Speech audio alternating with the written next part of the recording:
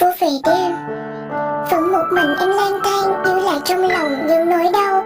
Vì ai em đang mang, có lẽ anh sẽ không biết và càng không bao giờ hiểu. Trái tim rạn nứt của người luôn bị phản bội bởi vì tình yêu. Em không mạnh mẽ như anh thấy và không yếu đuối như anh nghĩ. Em chỉ là em, một người ca hát hay đúng hơn là nghệ sĩ. Một người nghệ sĩ thật cô đơn, quá khứ dày vò trong đau đớn. Hãy để tình cảm này trong lặng câm, có lẽ sẽ tốt hơn. Anh buồn vì họ, còn em buồn vì anh. Vòng xoay của cảm giác trên em nhận lấy nhiều thêm.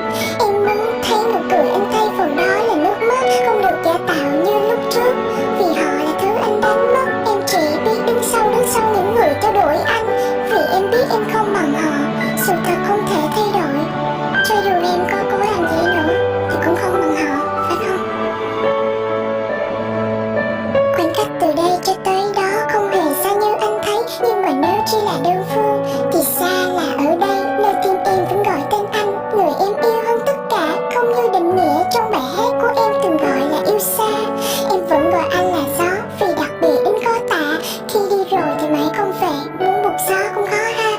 Không một ai muốn làm điều đó, nhưng với em thì khác. Hai chữ trọn vẹn nó đặt ở anh. Mỗi khi em viết những lời nhạc, nếu cứ chờ sẽ có hy vọng. Phải không nói em biết đi, đừng im lặng vì em khờ lắm. Không hiểu những gì anh đang nghĩ, nếu cứ chờ thì sẽ ngốc lắm. Phải không, hãy trách em đi. Trái tim ngu muội nó vẫn từ trường không làm theo ý chí. Kẻ cô đơn gặp kẻ tổn thương, có duyên phận sao.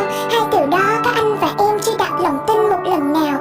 Cứ vui đùa ở bên người khác mà